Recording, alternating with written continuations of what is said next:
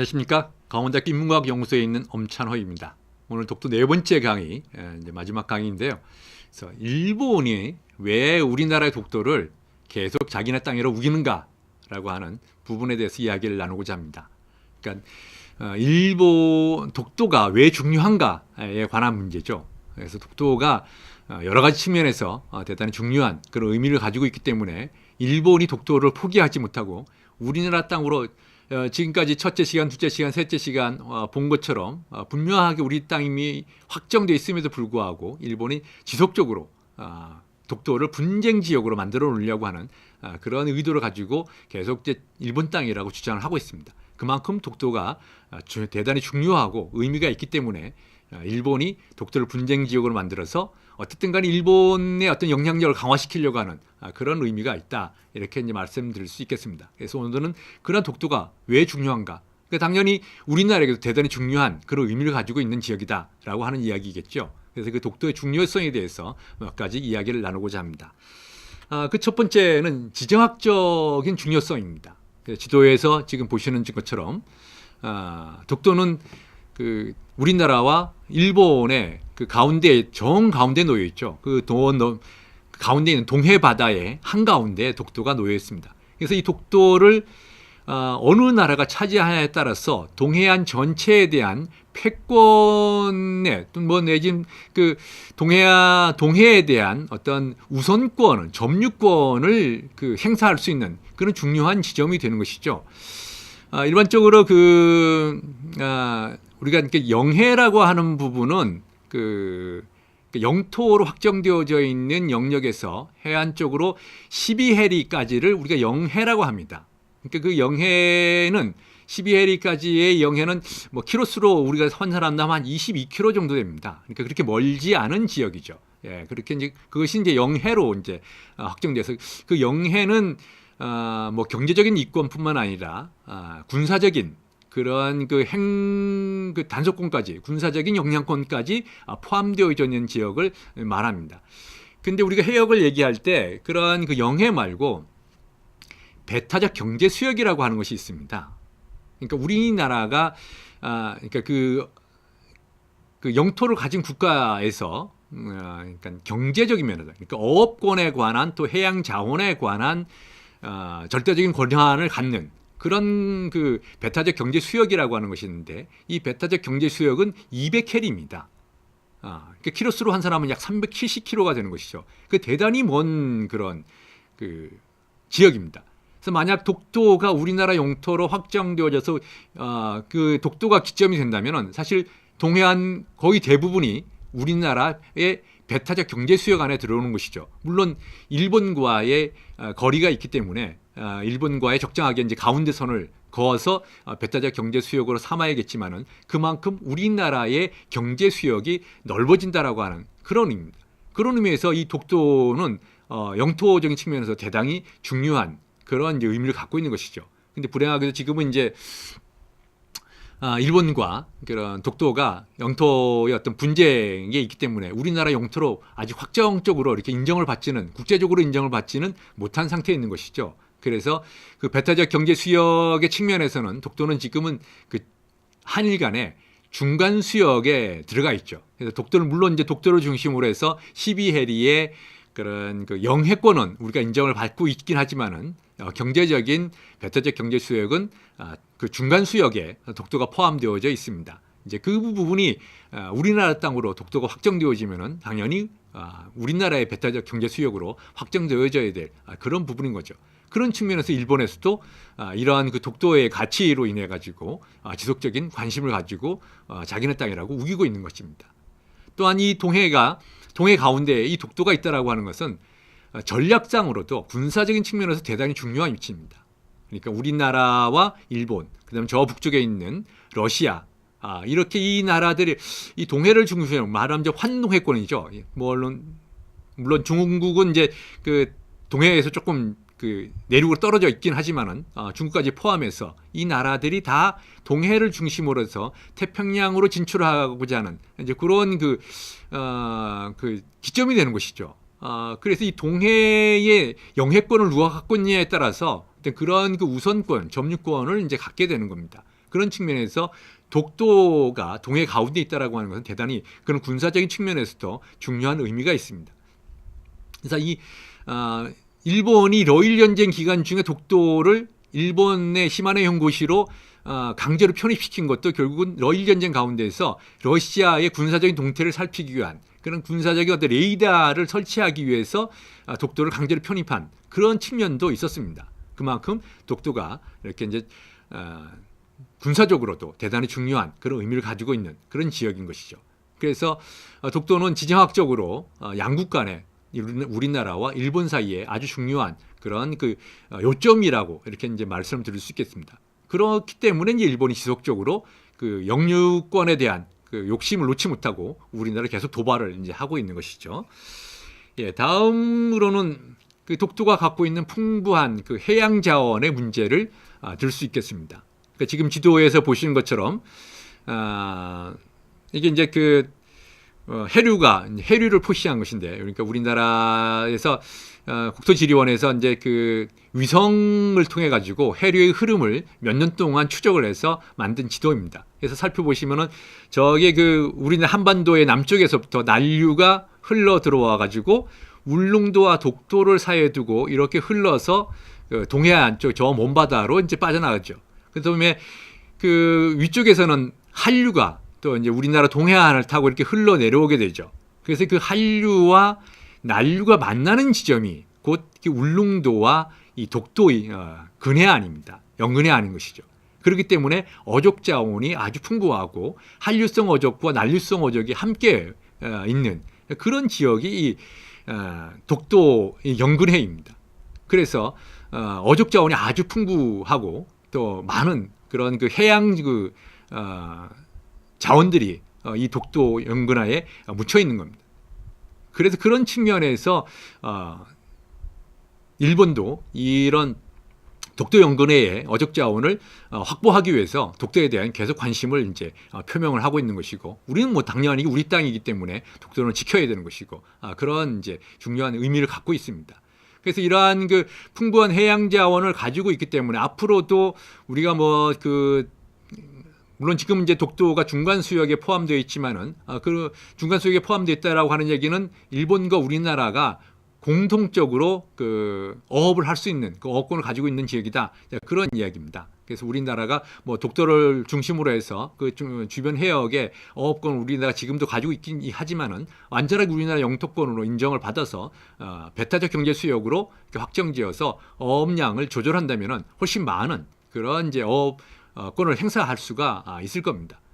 그렇다면은 지금 그 동해안 쪽에 와서 어획을 노략질하는 중국의 배를 차단시키는 것도 훨씬 효과적으로 우리 차단할 수가 있을 겁니다. 그러니까 지금은 그 독도가 중간 수역으로 인해 가지고 우리가 군사적인 어떤 그런 그 영향력을 행사할 수는 없지만은, 그래서 독도에는 군인이 파견되어 있지 않고 독도에는 우리나라의 그 경찰이 파견되어 있지 않습니까? 그러니까 우리나라 영토로 확정을 받지 못하고 있기 때문에 국제적으로, 그래서 이제 경찰 병력이 가서 이제 독도를 지키고 있습니다. 여기 만약 그 해군이 들어가서 영토를 지키게 된다면은 결국 이제 군사적인 그 영향권 안에 이제 들어오게 된다면은 그러한 그 외 뭐 중국 배라든가 이런 외국 선박을 통제하는데 훨씬 효과적인 그런 효력을 이제 가질 수 있겠죠. 그러면 어족 자원 보호 차원에서 훨씬 도움이 될 것이고, 동해안의 풍부한 어족 자원을 우리의 어떤 그런 경제적인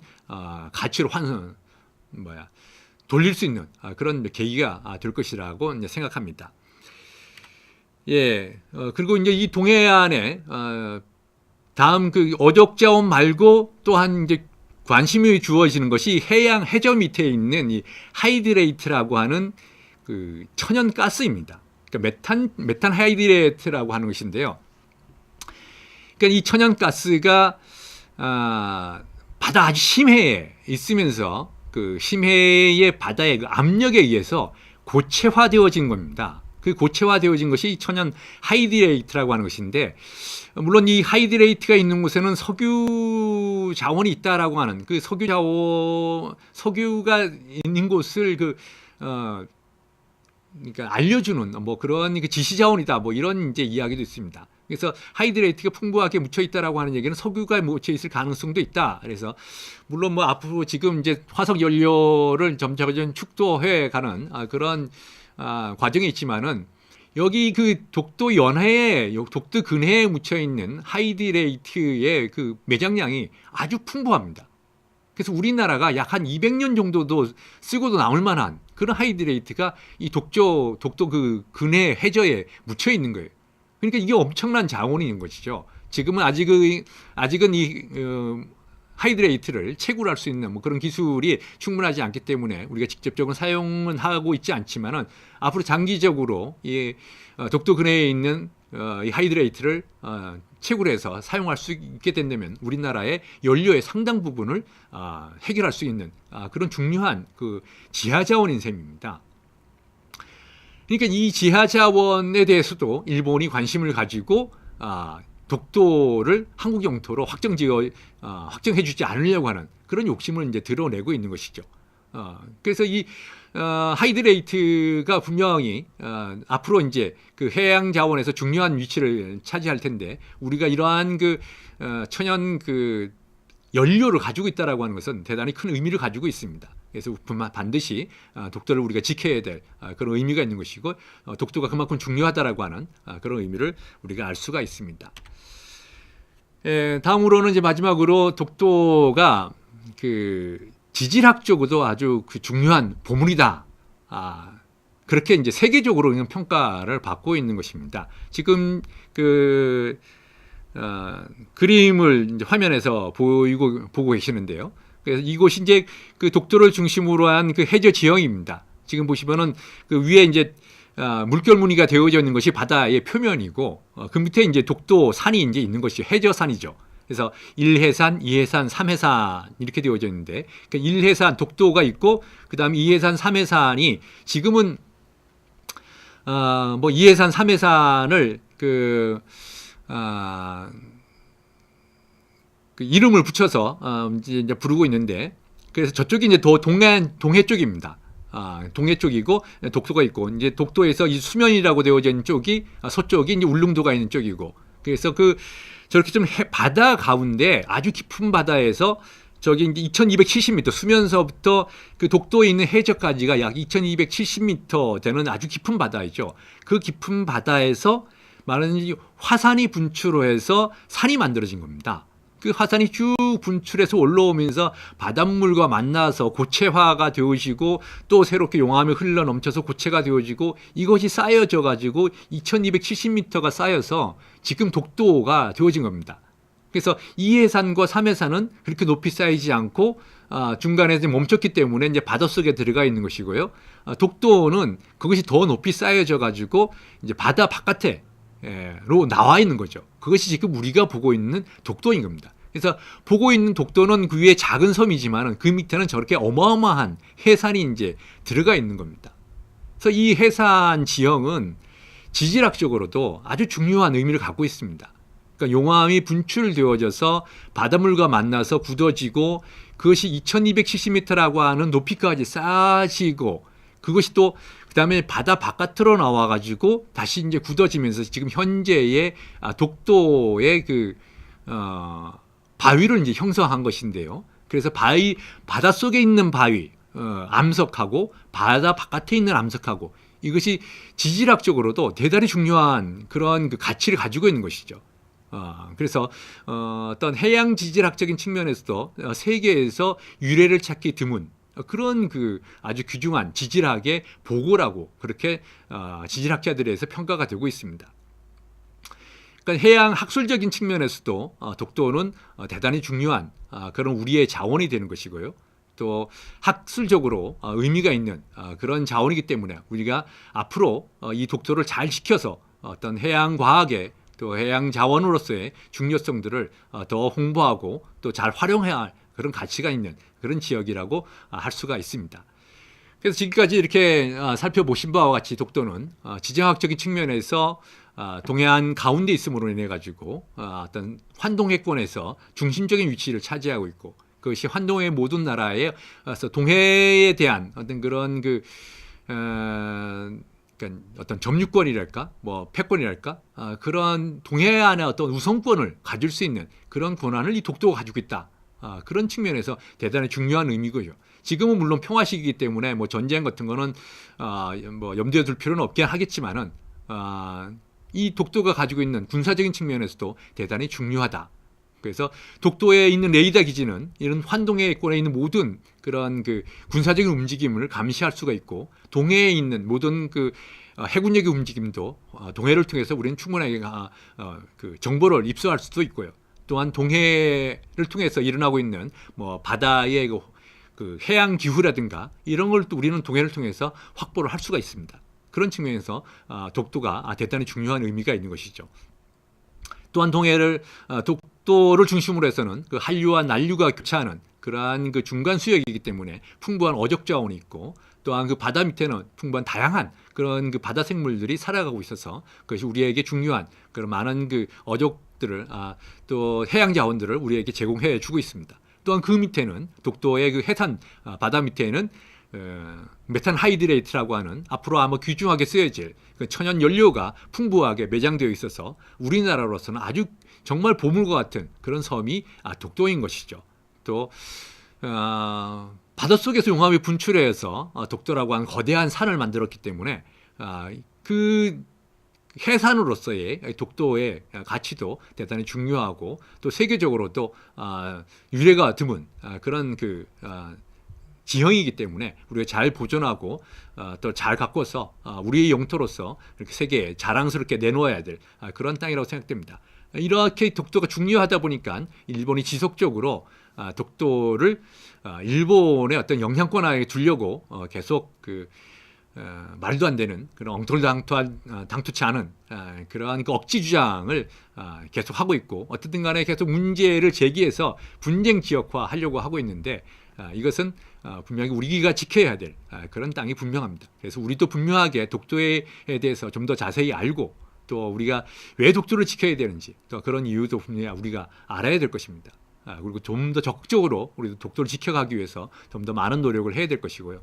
또 가장 큰 가장 중요한 그런 부분은 우리가 독도에 대해서 지속적으로 관심을 가져야 된다라고 하는 부분입니다. 그래서 우리 모두가 뭐 독도를 방문해 본다거나, 아니면 뭐 독도에 대해서 관심을 표명한다거나 의사 표명을 한다거나, 뭐 이런 다양한 어떤 기회를 통해서, 계기를 통해서 독도가 우리 땅이라고 하는 내가 속한 나라의 땅이라고 하는 그런 인식을 우리 국민 모두가 한 사람 한 사람이 각자 가지고 있을 때 독도는 절대 우리나라 땅에서 일본 땅으로 뺏겨질 그런 일이 없지 않을까, 그렇게 생각합니다. 그런 측면에서 우리가 독도에 대해서 좀 더 관심을 갖고 앞으로도 잘 지켜봐 주시길 바랍니다. 이상으로 독도에 대한 강의를 모두 마치도록 하겠습니다. 감사합니다.